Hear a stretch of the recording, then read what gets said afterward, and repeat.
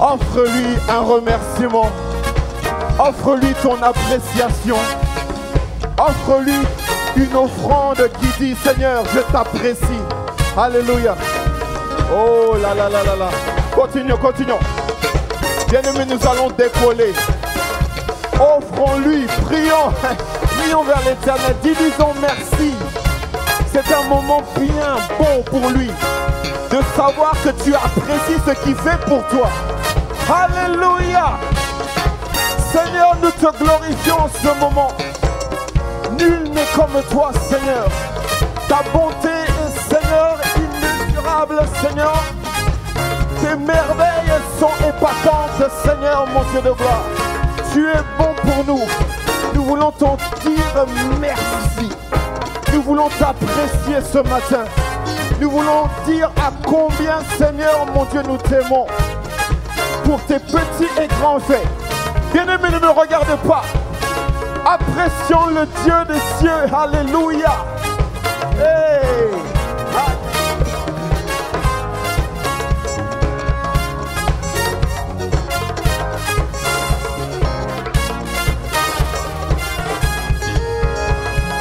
Rendons grâce au Seigneur, car il est bon, oui, il est bon.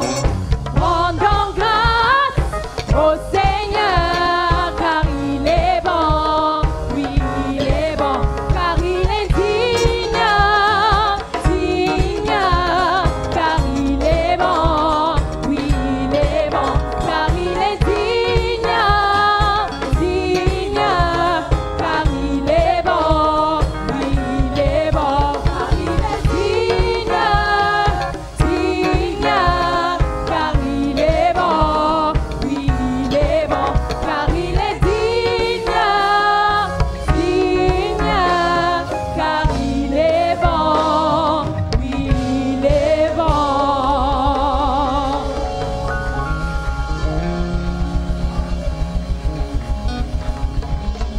Alléluia. Offrons-lui, alléluia, une offrande d'action de grâce. Hey. Yeah. Nous te remercions, Seigneur. Tes bienfaits sont trop grands. Alléluia. Oh Seigneur, nous t'apprécions, Seigneur, dans nos cœurs. Dieu va faire encore. Dieu va faire encore. Alléluia. Il guérit les maladies, ressuscite les morts. Il est puissant pour sauver, il ne change pas. Dieu va faire des miracles, des miracles. Dieu va faire encore. Chantons. Alléluia. Il guérit les maladies, ressuscite les morts. Il est puissant pour sauver, il ne change pas.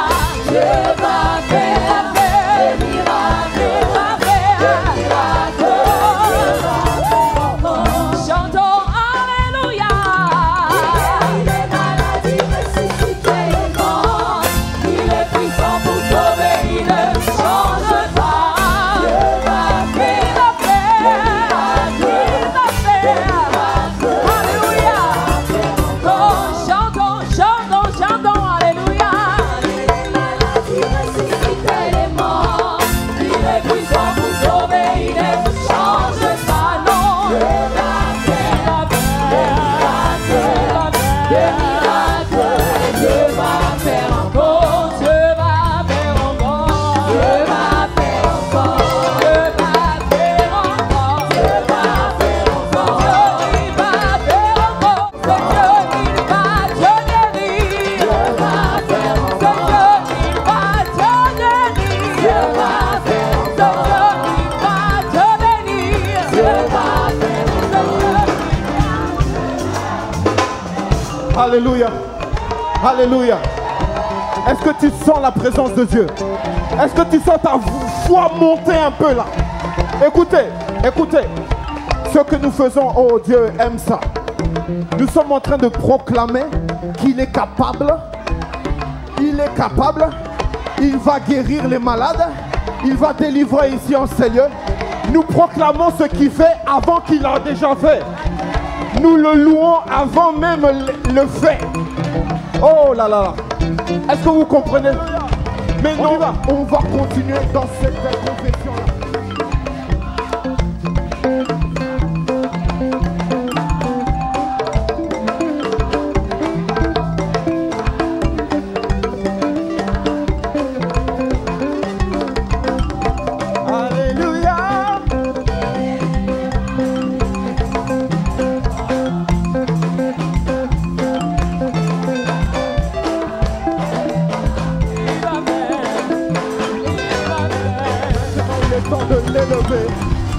Maintenant, il est temps de le magnifier. Maintenant, il est temps de lui offrir une louange qui lui est due. De ta propre bouche, du fruit de tes lèvres, élève ta voix vers ton Dieu et dis-lui qu'il est grand et puissant. Alléluia. Alléluia.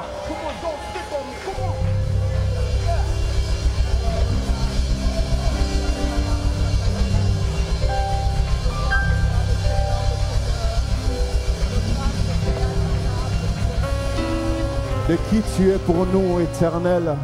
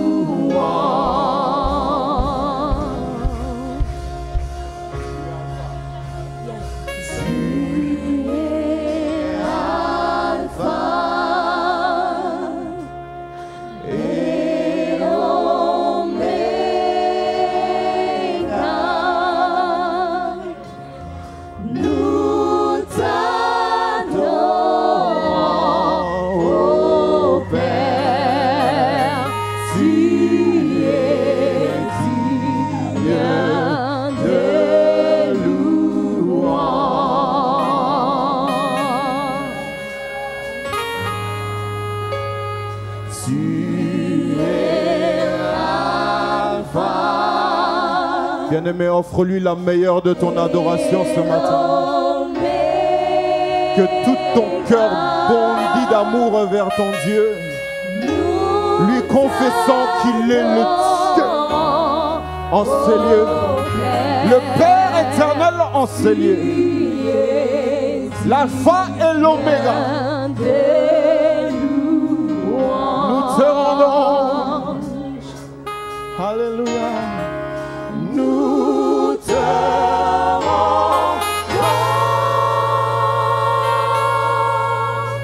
toute la gloire. Nous t'adorons, ô Père. Tu es digne de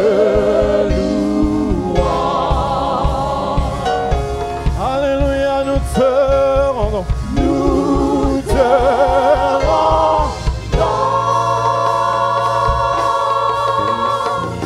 toute la gloire.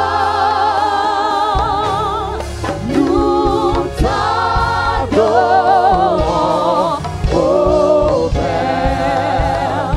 Tu es digne de louange. Nous te rendons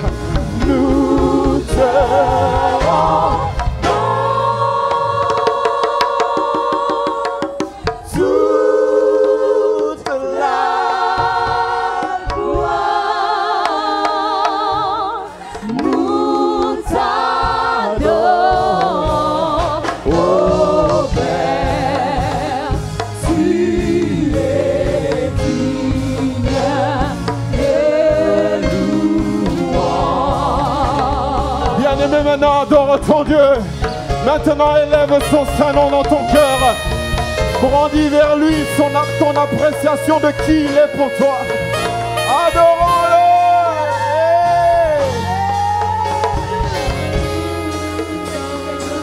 Nous t'adorons, Seigneur. 3 fois saint, Dieu parmi nous. Emmanuel. Alléluia. Prince de gloire. Tu es le roi des rois. Nous brandissons vers toi un étendard de ta gloire. Père éternel, mon roi, reçois la gloire. Reçois la gloire de ton peuple ce matin. Reçois la gloire de ton peuple. Alléluia. Merci Seigneur. Merci Jésus encore une fois pour ta parole. Merci Seigneur pour l'occasion que tu nous donnes, non seulement d'être réunis, de t'adorer, non seulement, ô Dieu fidèle, de nous voir les uns les autres en tant que tes enfants, tes fils et tes filles, mais beaucoup plus encore, ô Dieu, d'entendre ta voix. N'est-il pas écrit, ô Dieu fidèle Seigneur, heureux l'homme qui trouve son plaisir dans la loi de l'Éternel, qui la médite jour et nuit. Seigneur fidèle, tu nous dis qu'il est comme un arbre planté près d'un courant d'eau. Son feuillage ne s'effleurit point et il produit son fruit en sa saison. Et tout ce qu'il fait lui réussit. Ta parole, ô Dieu, nous fait réussir en toutes choses. Laisse, ô Dieu fidèle, qu'en ces moments que nous ajoutons encore à la prière de ton serviteur de tout à l'heure, que cette parole, ô Dieu du ciel, nous soit une bénédiction pour nous tous. Au nom de Jésus, notre Sauveur, nous t'avons ainsi prié. Amen. Amen. Bien, j'aimerais sans plus tarder que nous puissions ouvrir nos Bibles dans le sujet que nous avons traité depuis, je crois, 2 ou 3 dimanches en arrière et sur lequel nous voulons conclure ce midi. Amen.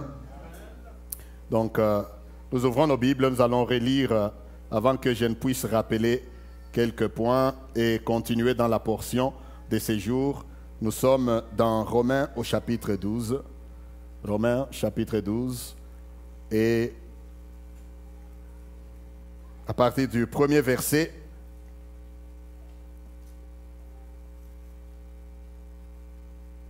nous allons lire juste le premier et le deuxième verset. Romains chapitre 12. Si vous avez trouvé, vous dites Amen. Je vous exhorte donc, frères, par les compassions de Dieu, à offrir vos corps comme un sacrifice vivant, saint, agréable à Dieu, ce qui sera de votre part un culte raisonnable. Amen.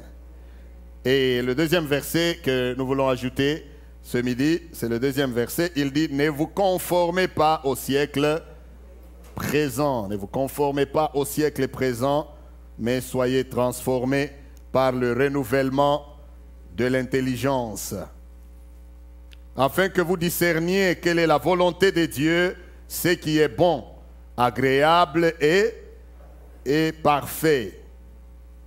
Afin que vous discerniez quelle est la volonté de Dieu, ce qui est bon, agréable et parfait. Les sujets que nous avons donnés à cette série de messages, comme je l'ai dit, que nous avons donné depuis quelques dimanches, c'est tout simplement le culte raisonnable. Amen. Quelqu'un dit le culte est raisonnable.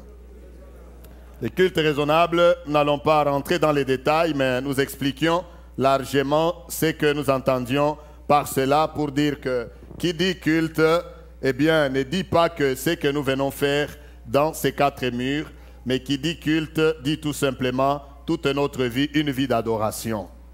Qui dit culte dit tout simplement toute notre vie, toutes nos activités que nous offrons à Dieu, parce que quand l'apôtre Paul dit « Offrez donc vos corps comme un sacrifice vivant, saint et agréable à Dieu », ce n'est pas seulement quelque chose qu'il voit que nous venions faire durant ces quelques 2h30 ou 2 heures pour certains, ou peut-être, je ne sais pas moi-même, 1 heure pour d'autres. Non, il voit la vie, l'entièreté de notre vie. Alléluia. Et nous avons défini que notre culte, le culte, c'est la réponse que nous donnons à la grâce et à la miséricorde de Dieu. Lorsque tu réalises que Dieu t'a fait grâce, lorsque tu réalises que Dieu t'a fait miséricorde, eh bien, la réponse que tu donnes par rapport à cela, c'est cela. Ça, c'est déjà un culte. Tu comprends que quand Dieu t'a fait grâce, il a effacé ton péché, comme nous définissons la grâce, que la grâce est une faveur imméritée, n'est-ce pas? Une faveur non méritée que nous obtenions de la part de Dieu. Et je disais que la miséricorde, c'est lorsque tu attends un châtiment, tu attends quelque chose de mauvais, mais on vient, on te dit malgré ce que tu mérites, qui est mauvais, eh bien nous enlevons ça, nous te donnons ce qui est bon. Quelle est la réponse que tu donnes à cela? Et c'est ça le corps même de ce message. Et nous parlions ainsi en disant que les cultes, quand est-ce qu'il y a culte raisonnable? Lorsque nous sommes allés plus loin, donc quand est-ce qu'il y a culte raisonnable? En d'autres termes, quand est-ce que cette réponse est favorable et raisonnable devant Dieu? Premièrement, c'est lorsqu'il y a la notion du sacrifice. Quel sacrifice? Parce que l'apôtre Paul dit « Offrez vos corps comme un sacrifice vivant ». Nous avons fait allusion à cela avec ce que Abel a offert à Dieu, quelque chose de vivant, quelque chose de coûteux, quelque chose qui lui prenait le temps pour l'apprêter par rapport à son frère, n'est-ce pas, Caïn, qui juste est allé picorer les choux, le poireau et autre chose. Il a offert à Dieu, Dieu ne l'a pas approuvé. Amen. Et ce qui était là le mercredi passé, nous sommes allés encore plus en profondeur, non seulement parlant du sacrifice vivant, mais aussi parlant du sacrifice saint, n'est-ce pas? Saint dans le sens que la crainte de Dieu était très importante. Je disais que la sainteté, il y a sainteté lorsqu'il y a crainte de Dieu. Et il y a crainte de Dieu lorsque on respecte ce que Dieu a dit.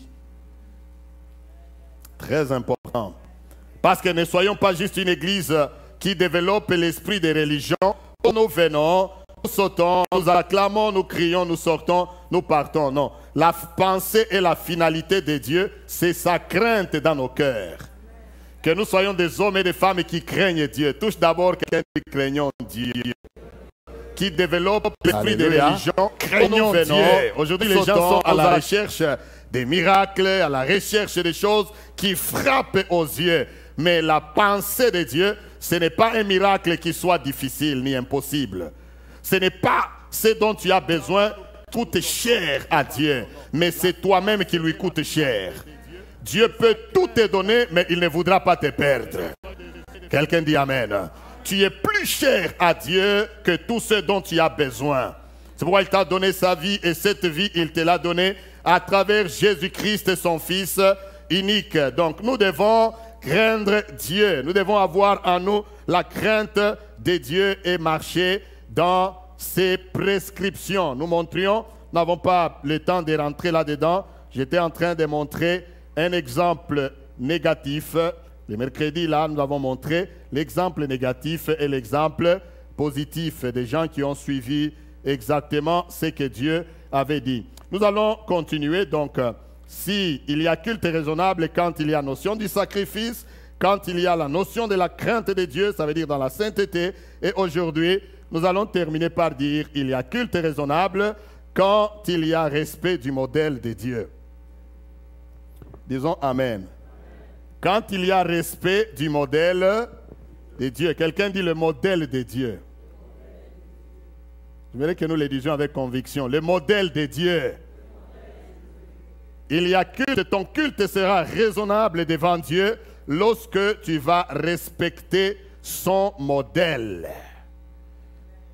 Lorsque tu vas respecter son modèle, Dieu a un modèle. C'est que, il y a des modèles dans toutes choses, n'est-ce pas? Il y a des modèles en toutes choses. Tu veux acheter une voiture, tu dois connaître quelle marque tu veux et quel modèle. C'est vrai ou ce n'est pas vrai? Il y a des modèles de maisons, il y a des modèles d'habillement, il y a des modèles de véhicules, des modèles d'avions, des modèles de tout, des modèles de mariage. Amen. Il y a des modèles dans toutes ces choses. Au point que lorsque quelqu'un semble un peu déçu de quelque chose, si ce sont les enfants, c'est quel genre d'enfant que vous êtes? Vous n'avez jamais entendu ça? Ça veut dire en d'autres termes, il est en train de questionner le quoi? Le modèle de ces enfants-là. Vous êtes les enfants de quel modèle? C'est qu'il y a un modèle qu'il soit parfait à qui? Aux parents.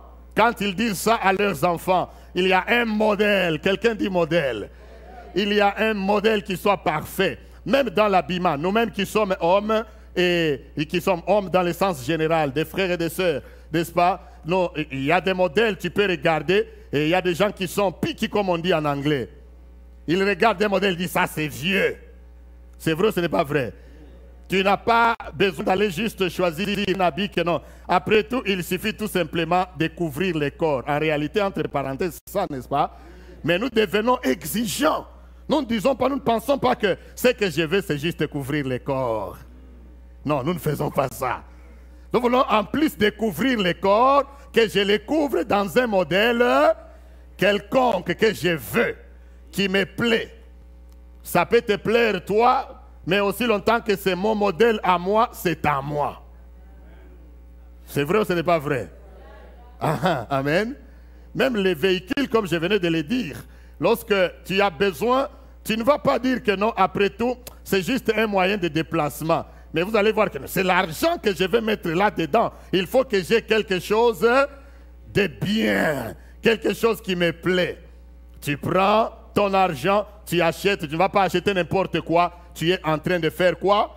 De choisir, de dire, de prendre ce que tu veux. C'est un modèle. Amen. Bien-aimés, si nous pensons que nous pouvons choisir, n'est-ce pas, ce que nous voulons, pensons-nous que Dieu, lui, on peut lui donner n'importe quoi? Je nous pose la question. Pensons-nous que Dieu, lui, il va accepter n'importe quoi? Si nous sommes exigeants, Dieu encore davantage. Alléluia. Je vais nous montrer un peu quelque chose dans la parole de Dieu. Si nous ouvrons nos Bibles, rentrons un peu rapidement dans Exode. Exode, chapitre 25. Nous allons lire peut-être juste un verset.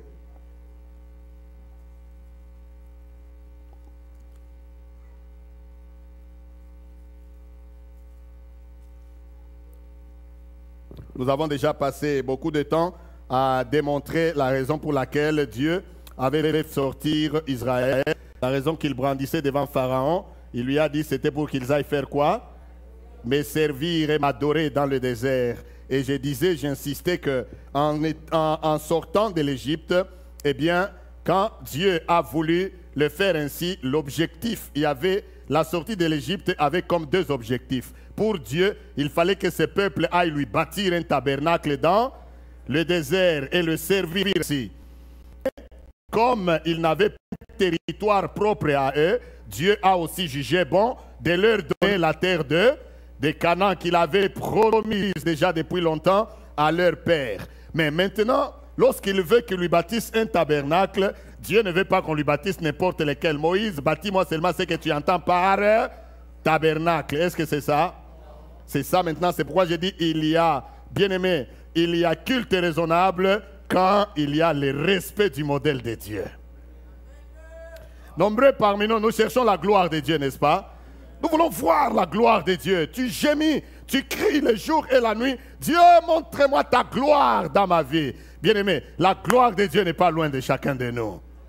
La gloire de Dieu est juste à la portée de chacun. Et quand Dieu regarde, bien aimé, il veut que nous répondions à son modèle.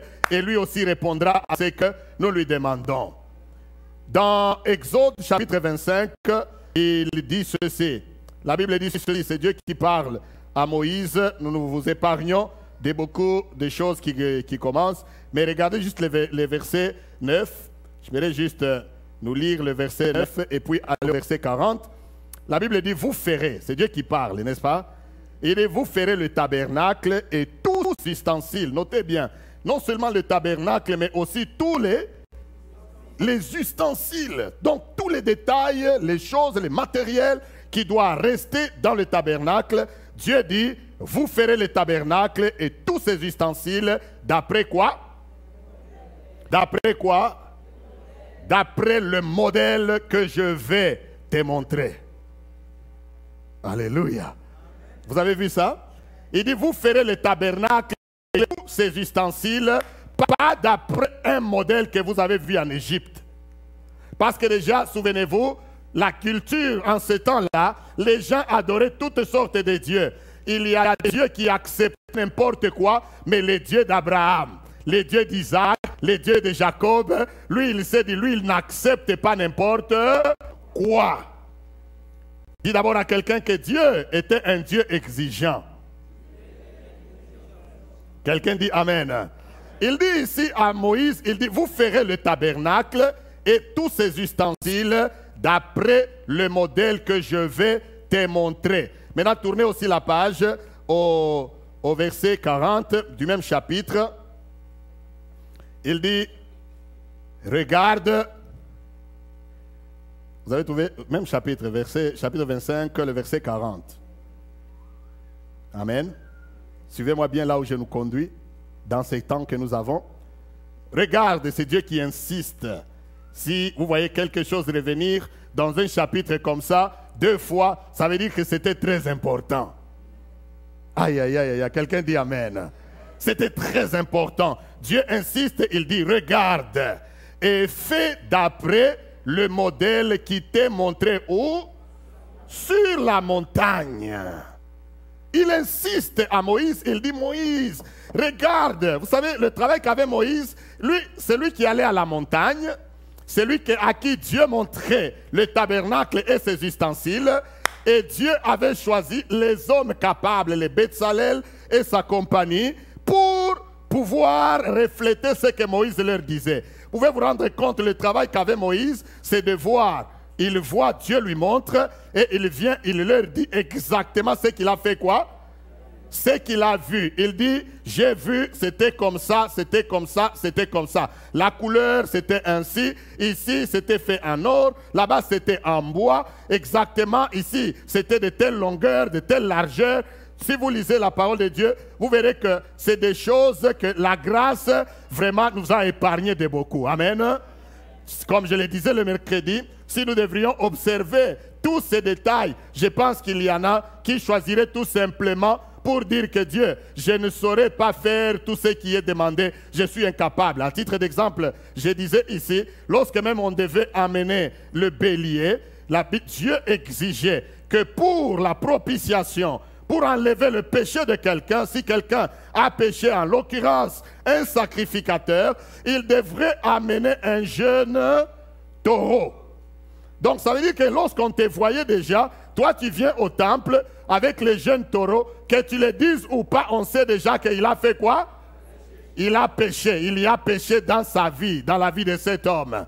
Aujourd'hui, nous nous regardons, nous ne voyons pas au-delà. Nous venons seulement, nous regardons ce qui est physique, ce qui saute aux yeux, mais nous ne savons pas ce qu'il y a à l'intérieur. Quelle grâce si Dieu devrait exposer tout ce que nous faisons, tout ce que nous sommes. Alléluia. Si Dieu devrait montrer tout ce que tu es, tout ce que je suis, eh bien, les mettre comme à l'écran comme ça, s'il vient, il projette les cœurs, il choisit les cœurs après l'autre, je le dis souvent, il met un appareil à ton cœur et on montre ce qu'il y a dans ton cœur là-bas. Qui resterait? Amen. Qui resterait?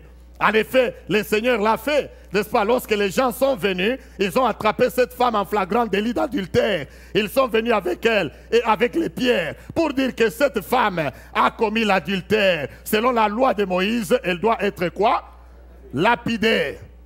Eh bien, Jésus leur a dit, la Bible nous dit qu'il s'est incliné, il écrivait quelque chose par terre. Il leur a dit, eh bien, que celui parmi vous qui n'a pas encore péché, jette le premier la pierre à cette femme. Amen. Et il s'est incliné, il a continué à écrire. La Bible nous dit que tous, ils se sont sentis quoi? Accusés, coupables. Ils ont jeté les pierres et ils ont fui. Amen. Ils sont partis et Jésus a recommandé, vous connaissez l'histoire, à la femme de pouvoir aussi partir et ne jamais pécher encore. Parce que le péché, c'est aller à l'encontre du but. Le péché, c'est rater le modèle de Dieu. Que des modèles ratés aujourd'hui, des modèles de la vie chrétienne ratés, des modèles de mariage ratés, un autre modèle, plutôt que le modèle que Dieu veut. Dis à quelqu'un, Dieu a un modèle. Alléluia. Dieu a un modèle, même pour ta propre vie, Dieu a un modèle. Dieu ne veut pas que ta vie soit une copie d'une autre vie. Oh, quelqu'un dit Amen. Dieu ne veut pas que ton mariage soit un mariage modèle du mariage de ta mère. Oh, disons Amen. Non, Dieu a un modèle pour ton mariage à toi. Tu veux voir la gloire de Dieu? Fais ton mariage selon le modèle de Dieu. Selon le modèle de sa parole. Quelqu'un dit Amen. Tu veux faire les affaires? Bien aimé, même les affaires ont un modèle. Dans les affaires, quand Dieu veut que tu réussisses, il donne un modèle. C'est ce que tu dois faire. Mais nombreux, nous voulons réussir, mais sans suivre le modèle de Dieu.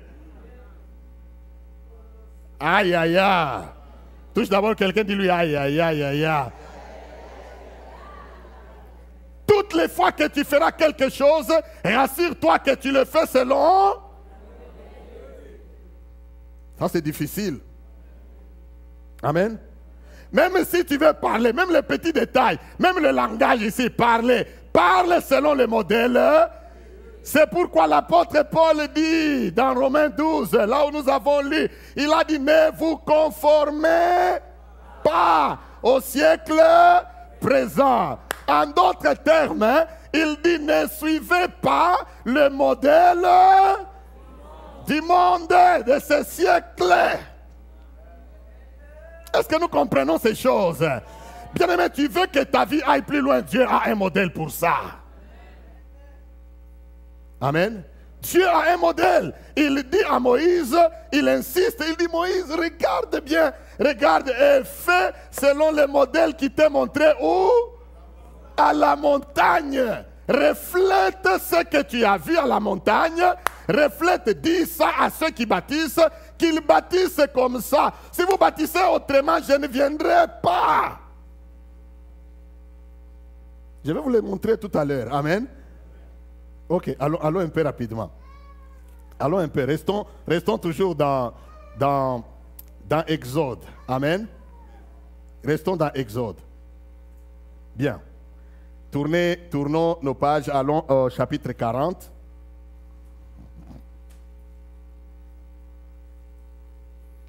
Nous voulons la gloire de Dieu, nous voulons le succès, nous voulons la réussite. Faisons entrer le modèle de Dieu même dans les moindres détails de nos vies. Quelqu'un dit Amen bien fort. Regardons un peu. Il y a quelque chose qui m'intéresse beaucoup dans le chapitre 40. Bien, commençons. Nous allons lire par-ci, par-là. Et je vais beaucoup plus lire à partir de la dernière partie. Mais regardez un peu. À partir du premier verset, la Bible dit, l'Éternel parla à Moïse et dit, le premier jour du premier mois, tu feras quoi? J'aimerais que vous participiez. Tu feras quoi? Tu dresseras le tabernacle, la tente d'assignation. Verset 3, il dit, tu feras quoi? Tu y placeras l'arche de témoignage et tu couvriras l'arche avec le voile. Verset 4, il dit, tu feras quoi? Tu apporteras la table et tu la disposeras en ordre. Nous sautons. Nous allons au verset 8. Il dit, tu placeras le parvis autour et tu mettras le rideau à la porte du parvis. Verset 9, il dit, tu feras quoi? Tu prendras l'huile d'onction, tu en oindras le tabernacle. Nous sautons. Verset 10, il dit, tu feras quoi? Tu oindras l'autel des holocaustes. Verset 12, nous sautons. Verset 12, on dit, tu feras quoi? Tu feras avancer Aaron et ses fils vers l'entrée. Verset 13, il dit, j'aimerais que vous participiez. Verset 13, il dit, tu feras quoi? Tu revêtiras Aaron des vêtements sacrés. Ok, mettons un peu une pause là-dedans. Bien-aimés, tous ces verbes, je les appelle, je les surnomme les verbes d'action. Amen. Ce sont des verbes d'action. Dieu a déjà donné un modèle à qui? À Moïse. Il lui dit, tu feras d'après le modèle que tu as vu à la montagne. Maintenant, Moïse est en train de faire le travail et Dieu vient avec toute cette liste de verbes, des choses à faire, des devoirs. Vous savez, quand Dieu déclare Moïse, il lui dit, il n'a pas vu sur la terre un homme comme Moïse, patient comme Moïse. Dieu sait ce qu'il parlait. Quelqu'un dit Amen. Savez-vous que des fois, nous regardons la vie de certaines personnes, nous nous mettons à les envier et même à prier. Des fois, c'est une abomination. Tu regardes la vie de quelqu'un, tu lui dis, Dieu, je veux que tu me bénisses comme tu as béni celui-ci. Dieu regarde et dit, attention, est-ce que tu connais tout ce que j'ai comme affaire avec cette personne? Que quelqu'un dise d'abord Amen. Même quand tu regardes, tu dis, Dieu, bénis mon mariage, comme tu as béni le mariage de X et de Y. Dieu te regarde et dit, sais-tu quel est le niveau de ma relation avec ce couple-là? Oh, Amen. C'est la raison pour laquelle la Bible nous interdit de convoiter, d'envier.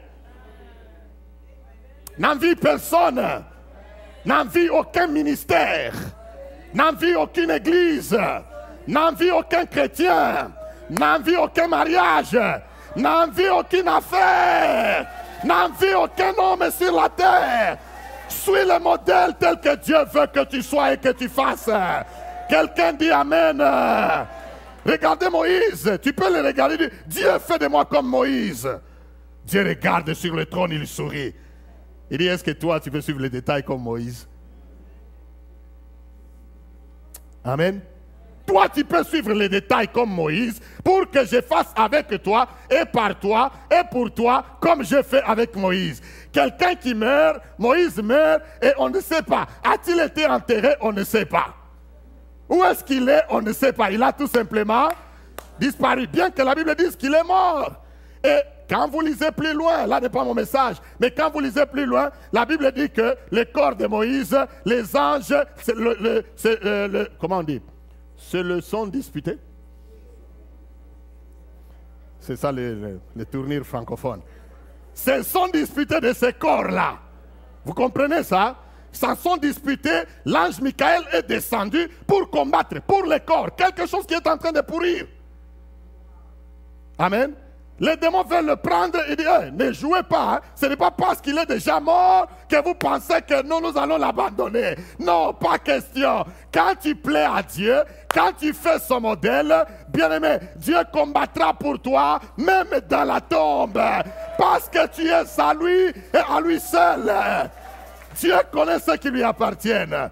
Regardez cet homme qui suit les détails. Bien-aimé, rien que la liste ici de ces verbes. Tu dresseras, tu placeras, tu apporteras, tu prendras, tu oindras, tu feras, tu revêtiras, etc.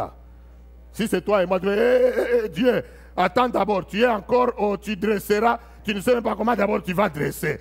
Tu es en train d'abord de te battre au niveau de tu dresseras. Amen.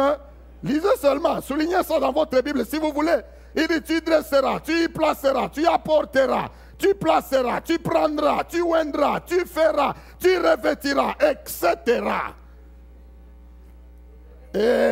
Amen. Gloire à Dieu pour des hommes comme Moïse. Tout cela, il a dans sa tête une chose, les modèles, comment faire quoi? Comment montrer à la montagne. C'est ça que je vais faire. Je vais dresser selon les modèles. Je vais placer selon les modèles. Je vais apporter. Ah, répondez. Je vais apporter selon les modèles. Je vais prendre selon les. Je vais oindre. Je vais faire. Je vais revêtir. Je vais parler. Je vais vivre. Je vais prier. Je vais donner. Je vais tout faire selon les modèles. Quelqu'un dit Amen. Touche d'abord quelqu'un, dit lui, fais tout selon les modèles. Ne fais pas autrement. Bien-aimé, regardez bien, continuez un peu encore.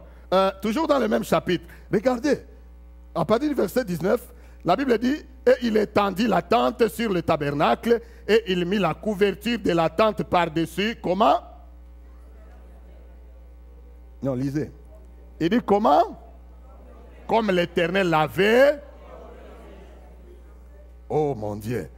Comme l'Éternel l'avait ordonné à. Verset 21. Il apporta l'arche dans le tabernacle, il mit le voile de séparation et il en couvrit l'arche du témoignage. Comment? Verset 23. Et il y déposa en ordre des pains devant l'Éternel. Comment? Répondez, comment? Comme l'Éternel avait ordonné à Moïse.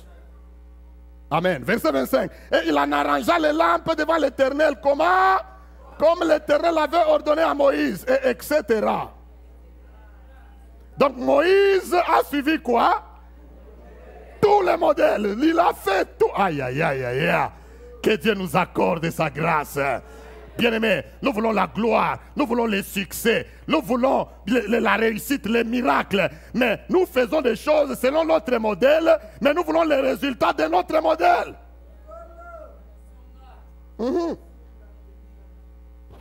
Touche quelqu'un, dis-lui, c'est sérieux ces histoires. Écoutez, je vais descendre un peu. Tu veux un mariage réussi. Mais il y a un modèle pour ça.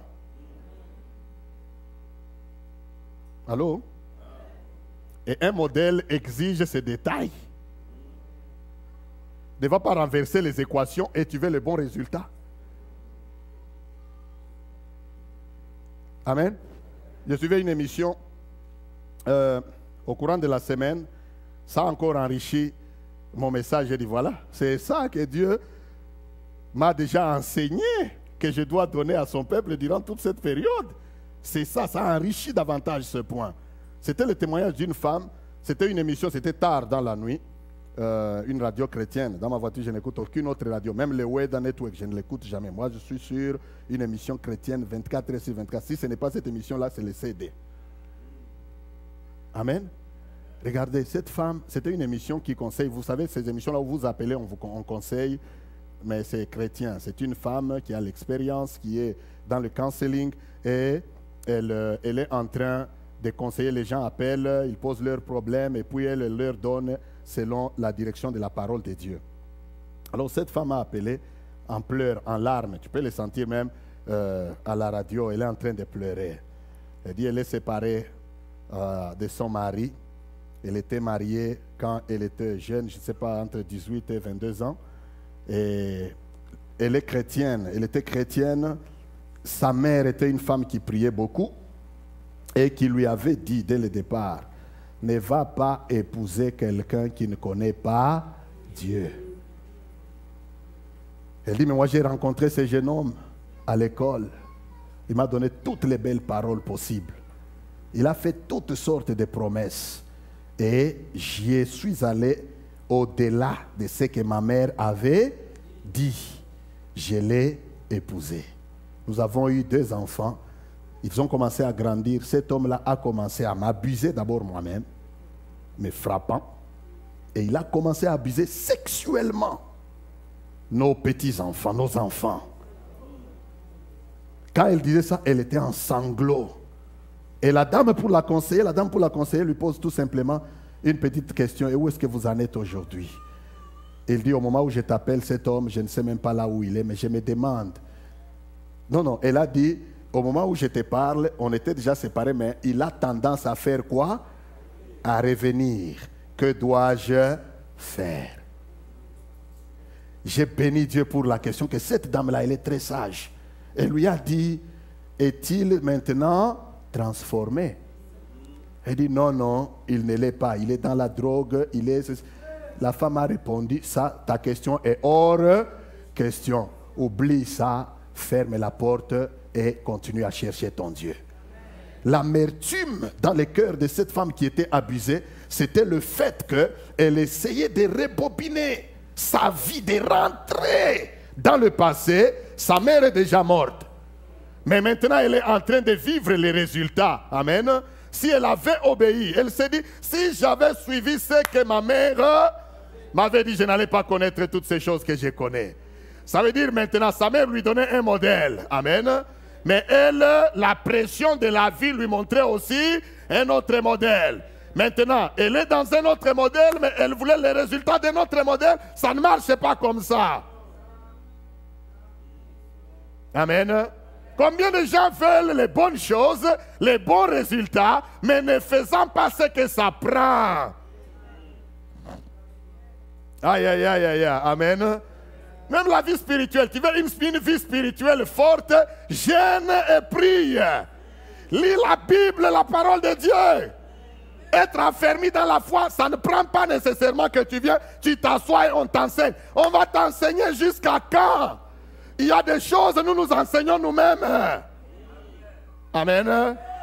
Il y a des choses, écoutez un peu. Surtout les jeunes vous qui êtes ici, écoutez. Il y a des choses, peut-être toi tu n'as pas tes parents, mais nous quand on grandissait, il y avait un adage dans ma langue maternelle qui disait, j'ai traduit littéralement. Il dit, quand on conseille l'enfant de celui qui est vivant, toi dont le père est déjà mort, fais quoi? Nous on a marché avec ça.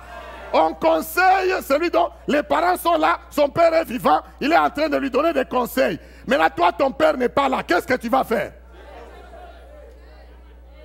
Amen. J'écoute, je suis là. Ah, ok. Mais maintenant, le problème, c'est que des fois, les gens là qui avaient leur père vivant, ils n'ont même pas écouté les conseils. Mais nous qui avions des pères déjà partis, j'ai pris les conseils.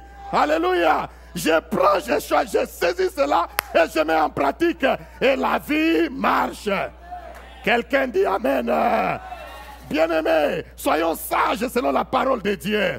Il y a un modèle pour chaque chose. Et le résultat est parlant. Amen.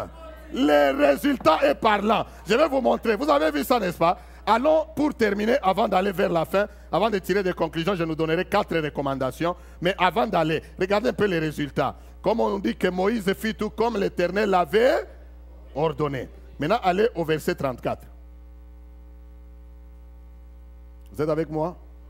Allez au verset 34. Alors la nuée fit quoi?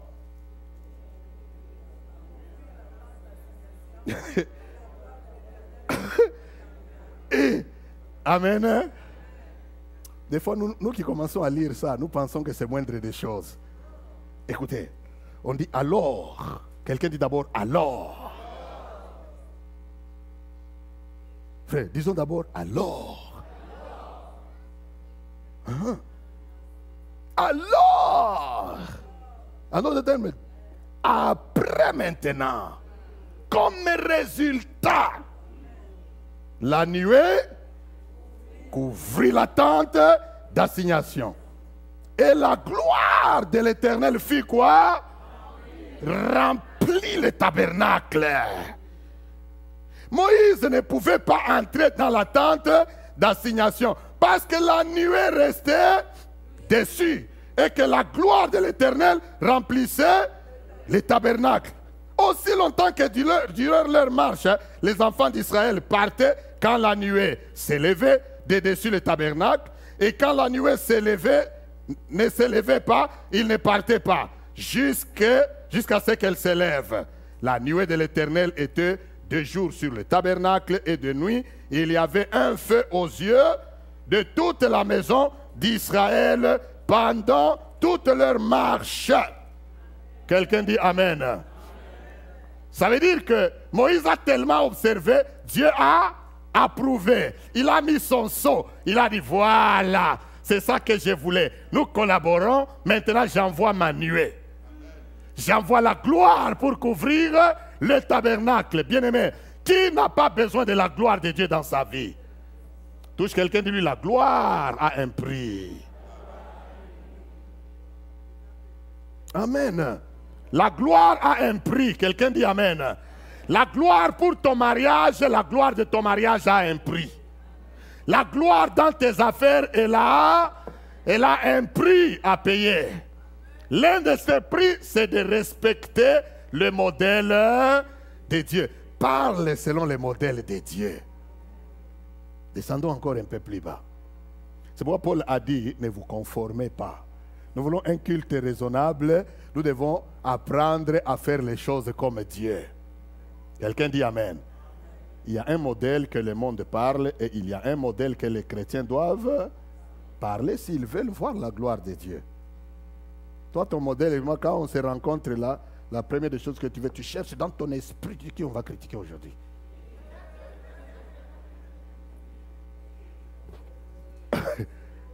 Tu fais la ronde. Tu fais la ronde des gens, la ronde des familles, la ronde des églises, la ronde des pasteurs, surtout nous. La ronde des sœurs de l'église, tu réfléchis. Bon, tu étais là dimanche. La pauvre te dit, non, je ne t'ai pas là. Ah, bon, tu as raté. Elle pense même que tu as raté, c'était selon la parole. Non, alors que toi tu as raté parce que tu voulais lui montrer quelqu'un et que vous commenciez à critiquer.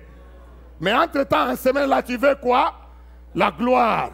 Tu veux que la nuée couvre ta vie. Non, ça ce n'est pas un modèle qui attire la nuée. Disons Amen. J'ai dit disons Amen encore. Ça ce n'est pas un modèle qui attire la gloire de Dieu. Amen. Ayons des modèles. Modèles de langage. Modèles de comportement. Parce que Paul dit que ne vous conformez pas. Vous savez, se conformer, c'est quoi? Se conformer, c'est faire comme les autres font. Amen. Rentrons à nos racines chrétiennes. Jésus-Christ revient bientôt. Amen. Quand tu dois parler, parle comme un enfant de Dieu. Amen. Quand tu dois t'habiller, habille-toi comme un enfant de Dieu.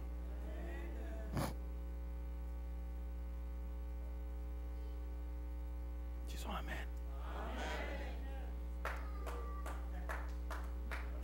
Amen. Quand tu dois te marier, marie-toi comme l'école va commencer ici, tu dois choisir des amis, choisis-les comme un enfant de Dieu. Parce que la Bible dit qu'il n'y a pas de rapport entre les ténèbres et... Mais toi, tous tes amis sont ténèbres. Amen. Il n'y a que toi seul dans la compagnie de tes amis qui est lumière. Frère, on va t'éteindre. Et on va t'éteindre. On va t'éteindre. La Bible dit ne vous conformez pas, ne vous conformez pas. Bien-aimé, mieux vaut gagner le ciel et perdre cet ami-là aujourd'hui, plutôt que gagner cet ami-là aujourd'hui et lui, il t'attire. Parce qu'aujourd'hui, c'est difficile d'évangéliser. De faire des gens païens, les faire chrétiens. Mais c'est très facile aujourd'hui, les païens font facilement des chrétiens païens. Je ne comprends pas. Amen. Très difficile. Je vais terminer, je suis arrivé à la fin. Afin que la gloire de Dieu vienne dans notre vie, il y a 4 recommandations. Dans ce message du modèle. Première recommandation, nous devons nous séparer du monde. Amen. Et nous attacher à qui? À Dieu. Le principe de la séparation est un principe très capital dans la Bible. Même Abraham, il est arrivé à un point avec Lot. Il a dit, il y a trop de conflits. Amen. Entre mes bergers et tes bergers. Lot, choisis. Amen. Si toi tu vas à l'est, moi j'irai à l'ouest. Et si toi tu vas à l'ouest, moi j'irai à l'est. Abraham était confronté à plusieurs reprises à des choses où il devait choisir, il devait se séparer. C'est le premier principe. Bien-aimé, nul ne peut servir 2 maîtres à la fois. Ou il haïra un et il aimera l'autre. Principe de séparation. Tu veux que la gloire de Dieu vienne, rassure-toi que le vrai modèle de Dieu, c'est un modèle de séparation. Deuxième chose, nous devons être aussi, comme notre Dieu, nous devons être miséricordieux. Amen. C'est un principe. La Bible dit, heureux les miséricordieux parce qu'ils obtiendront miséricorde. Avoir un cœur miséricordieux, c'est savoir, parce que nous, on nous a pardonné, n'est-ce pas? Les modèles de Dieu, c'est les modèles qui pardonnent aussi les autres. Disons amen bien. Les modèles de Dieu, tu veux un modèle qui t'apporte la gloire? Bien-aimé, aie un modèle qui pardonne les autres. Sois miséricordieux. Heureux les miséricordieux, car ils obtiendront miséricorde. Ça veut dire que quelqu'un te fait du mal. Nous, notre modèle, c'est le modèle de laisser partir. Aïe, aïe, aïe. Amen. Dis à quelqu'un que moi, mon modèle, c'est de pardonner. Dans le mariage, à l'école, au travail, notre modèle de chrétien, c'est des modèles de faire quoi? De pardonner, de faire miséricorde aux autres. Il y a des gens, ils rient, ils disent, tu ne sais pas ce qu'il va faire. Frère, mieux vaut le pardonner pour que moi aussi j'obtienne miséricorde devant Dieu, plutôt que le retenir lui, retenir quelqu'un, et moi aussi devant Dieu, on me fait quoi? On me retient. On dit, tu n'as pas lâché? Ok, non, si on ne lâche pas. C'est ça, c'est biblique. Des fois, on prend les choses à la légère. Non, si tu ne pardonnes pas, Dieu ne va pas faire quoi? Ne va pas te pardonner, n'est-ce pas? Maintenant, si toi aussi Dieu ne te pardonne pas, tu entreras au ciel? Sois miséricordieux. Disons amen. Amen. Je ne vois pas ce qu'un homme peut me faire qui peut me fermer le ciel. Amen. Amen. Tu me fais n'importe quoi. D'ailleurs, c'est pourquoi Jésus dit, prends, même si tu prends ma tunique, je te donne même le manteau. Prends, va. Ce que moi je veux, c'est le ciel. Amen. Je ne veux pas rester, j'ai des problèmes avec quelqu'un et ma prière, déjà la prière même à partir d'ici, si tu ne pardonnes pas, ta prière déjà devient une abomination. Dès que toi tu mets, comme prêcher un homme de Dieu ici, dès que toi tu commences à prier, si tu n'as pas pardonné, tu commences seulement à prier au ciel et là on met mute. C'est vrai, non? Parce que tu n'as pas pardonné. Ça veut dire tout ce temps que tu ne pardonnes pas, ta prière, ta voix là-bas est en...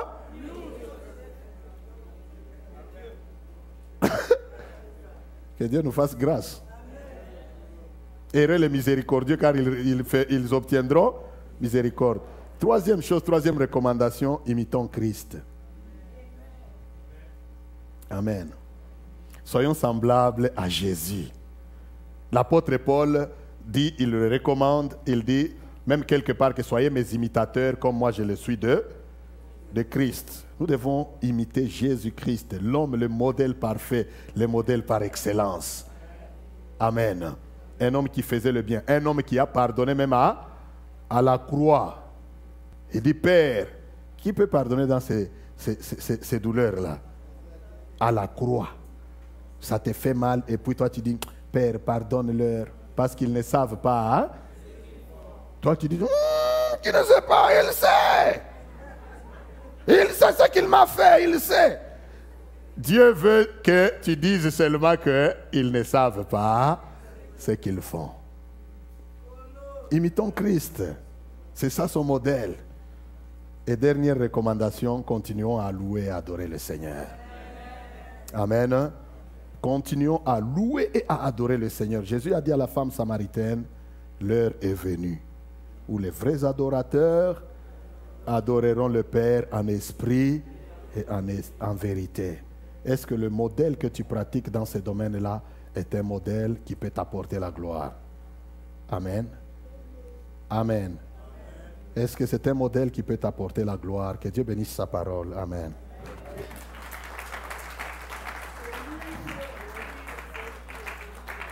Nous pouvons faire mieux que ça. Nous pouvons acclamer le Seigneur. Pendant que la chorale monte, s'il vous plaît, s'il vous plaît, s'il vous plaît. S'il vous plaît. Amen. Amen. Nous bénissons le Seigneur. Nous allons baisser nos têtes dans la prière.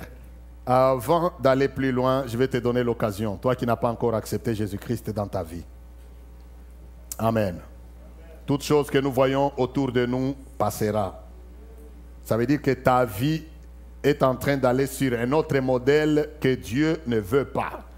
Il te donne la chance, pour dire dans les termes compréhensibles, de l'accepter comme ton Seigneur et ton Sauveur. Si tu n'as jamais accepté Jésus, ce n'est pas une histoire honteuse. C'est la chose qui fait éclater les anges des dieux de joie. Peux-tu imaginer quelque chose d'autre qui peut faire éclater la joie des anges? Il n'y en a pas. Acheter un nouvel habit ne va pas faire éclater la joie des anges. Mais si aujourd'hui tu t'es dit, je n'ai jamais au fait levé ma main dans une rencontre et dire que je veux accepter Jésus-Christ comme mon Seigneur et mon Sauveur, je te donne l'occasion. Lève ta main là où tu es. Si tu ne te rappelles pas avoir invité Jésus-Christ dans ta vie comme ton Seigneur et ton Sauveur, tu n'es pas encore sauvé. Tu peux venir à l'église, tu peux aller d'une église à l'autre. Ce n'est pas ça que Dieu recommande. Il veut que tu confesses de ta bouche que Jésus-Christ est mon Seigneur. Jésus, je te donne ma vie. Il dit, voici, je me tiens à la porte et je frappe. Si quelqu'un entend ma voix et la porte, j'entrerai chez lui. Je souperai avec lui et lui avec moi. Si tu es là, tu ne l'as jamais fait. Bien-aimé, dis-toi qu'aujourd'hui, Dieu te donne cette occasion. Fais-le. Accepte Jésus-Christ. Tu peux juste lever ta main là où tu es. Nous allons te conduire à Jésus. Y a-t-il quelqu'un qui va accepter Jésus-Christ comme son Seigneur et son Sauveur ce midi? Lève ta main là où tu es. Nous avons tous nos yeux fermés, nos têtes baissées dans la prière. Bien-aimé, je t'en supplie. Tu ne sais pas ce qui attend les gens sans Christ dans la vie, dans l'avenir. Tu ne sais pas ce qui attend le monde, des gens qui n'ont pas Jésus dans leur cœur. Mais si toi, tu es là aujourd'hui, tu ne l'as jamais fait, tu ne sais pas si tu auras encore la chance de répondre à un appel comme celui-ci. Lève ta main là où tu es. Nous voulons te conduire à Jésus. Qui sera la première personne?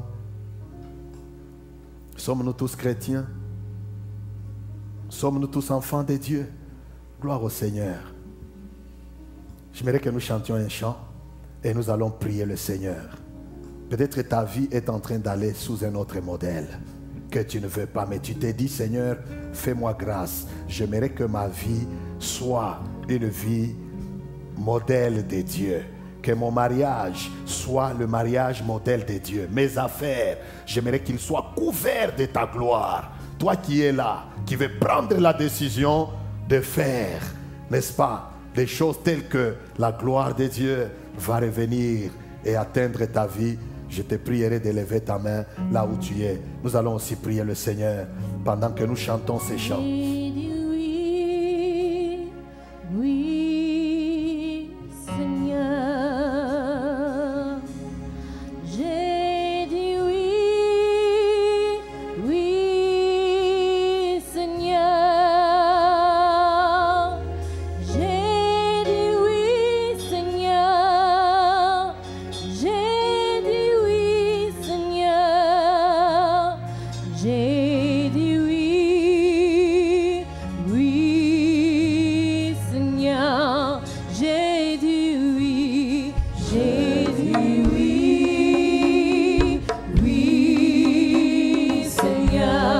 J'aimerais que nous nous tenions tous debout dans la présence de Dieu avec nos cœurs, nos têtes baissées dans la prière.